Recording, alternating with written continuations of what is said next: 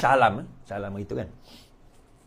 Beliau telah menyebut tentang Mahathir mula-mula disebut. Dia kata, apa orang kata orang Melayu kita miskin, ekonomi kita orang Melayu dah makin teruk, macam tu. So Anwar Ibrahim katalah. Dia kata 22 bulan dia memerintah, 22 tahun orang tu memerintah. Yang kaya anak-anak dia. Yang kaya kroni-kroni dia. Dalam Kongres Keadilan. So Mahathir tak puas hati, Mahathir saman.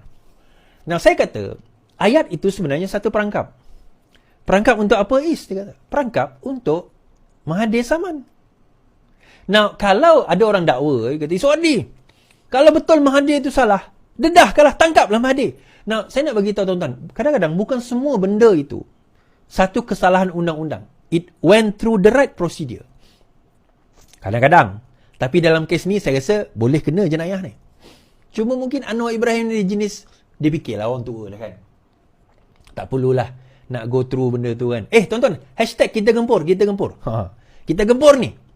Kan tak perlulah nak ni lagi macam tu. Itu 12,000. Kan? Tak perlu nak kita gempur semua. Tak perlulah kita gempur. Tak perlulah kita nak kenakan Mahathir, orang dah tua. Itu Anwar Ibrahim. Akhlak Anwar Ibrahim memang macam tu. Tapi bila dah dia sebut, Mahathir duk main sentimen kaum dan sebagainya, sentimen Melayu ni dah teruk di bawah kerajaan ini. So Anwar buka cerita. Bila lepas Anwar buka cerita, dia tunggu Mahathir saman. Lepas tu, sepatutnya pembelaan tempoh hari, dia tunda. Pembelaan tempoh hari, dia minta tunda lagi. 2 kali tunda kalau hisap saya.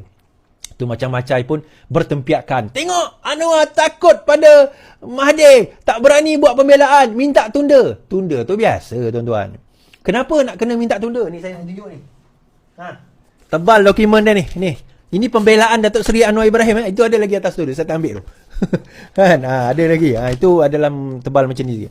Ini the whole pembelaan dia. Of course lah kena. Kan saya kata. Kan? Nak kena prepare lah betul-betul. Janganlah main-main. Kena prepare betul-betul lah. Jadi dalam benda itu, dalam preparation tersebut, kita nak kena lihat. Anwar Ibrahim kena lihat. Lawyer dia kena lihat secara detail. Supaya benda itu betul-betul kena. Dan saya kata, Anwar Ibrahim Menteri Keuangan. Anwar Ibrahim Perdana Menteri. Dokumen tu ada since the beginning of the country lah. 1957. Ada semua dokumen tu. Apatah lagi masa dia jadi Perdana Menteri dan Menteri Keuangan. Mungkin tak ramai tahu, Mahathir pernah jadi Menteri Keuangan selepas Anwar dipenjarakan. Dan cerita yang saya nak bawa ini, tuan-tuan, kepada budak-budak yang muda, budak-budak baru naab ni, yang tak tahu reformasi ni, inilah antara sebab kenapa Anwar Ibrahim difitnah sebegitu rupa. Dengar cerita saya pada malam ini. Okay? Dengar. Yang kat TikTok tak boleh nampak lah, tapi dekat Facebook, YouTube nampak. Yang dekat Twitter tak boleh nampak lah, sorry lah. Saya ceritakan dokumen pembelaan Datuk Seri Anwar Ibrahim, bagaimana Mahathir dilondehkan. Yang dalam surat khabar, saya cerita yang surat khabar tu, yang terima 214 juta tu, itu sebahagian daripada cerita je. Ini ni. Anwar dakwa anak beranak Mahathir dapat kontrak 214 juta. Anwar Ibrahim memakai isu pemberian kontrak gentian optik 214 juta diberi kepada syarikat dikaitkan dengan Mahathir. Dalam penyataan pembelaan di Mahkamah Tinggi Shah Alam melalui e-filing, penerusi PH itu bergantung kepada pembelaan justifikasi.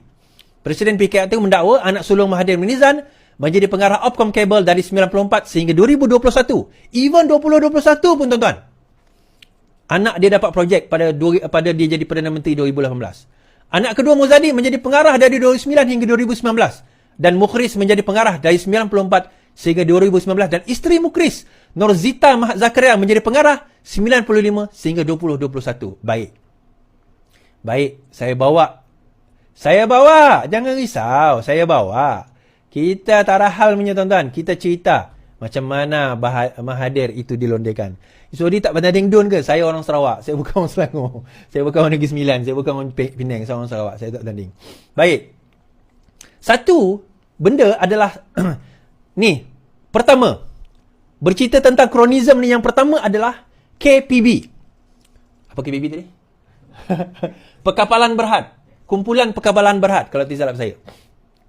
Di mana pada tahun 1997, sewaktu krisis ekonomi, Mahathir telah minta supaya bail out KPB atau dikenali sebagai Pos Logistik Berhad.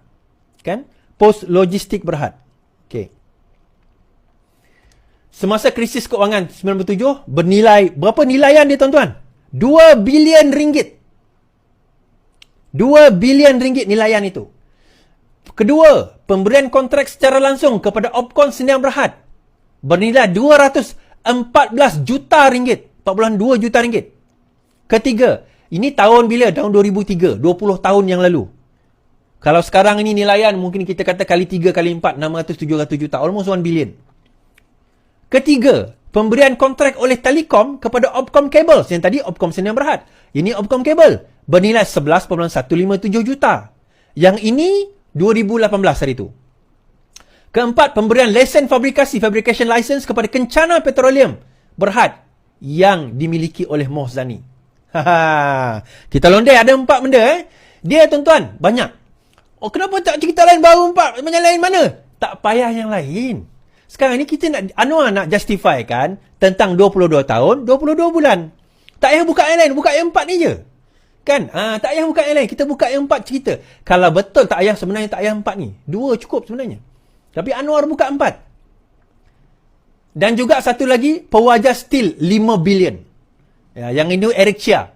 Siapa tahu kes tu, dia tahulah. Berkenaan dengan Eric Chia. Baik.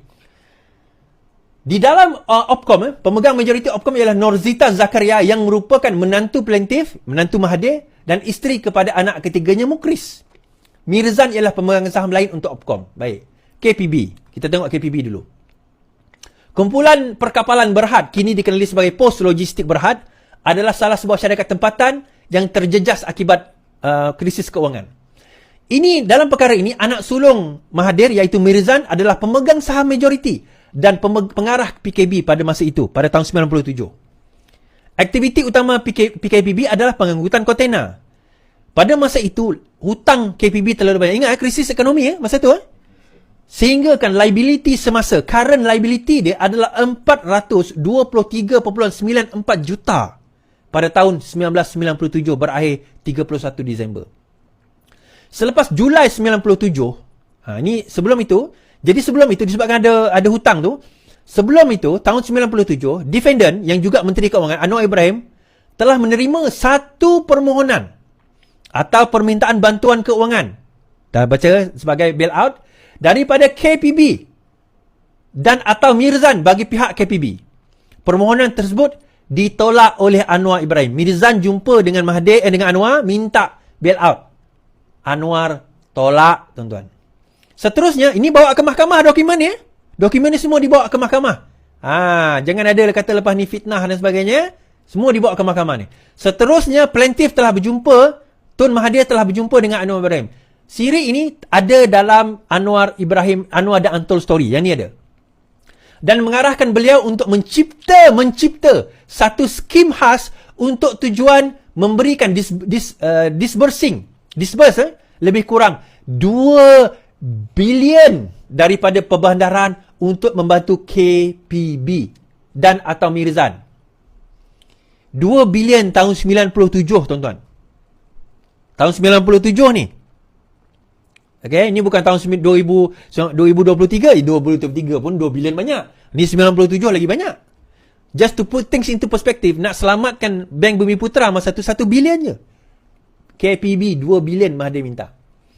Defendant Anwar telah menggesa plaintiff Tun Mahathir untuk mempertimbangkan semula skim kerana adalah sukar untuk merasionalkan dan menjustifikasikan penggunaan dana perbandaran untuk nak bail out KPB ni. Nampak Anwar Ibrahim sebagai timbalan Perdana Menteri, Menteri Keuangan pada waktu itu.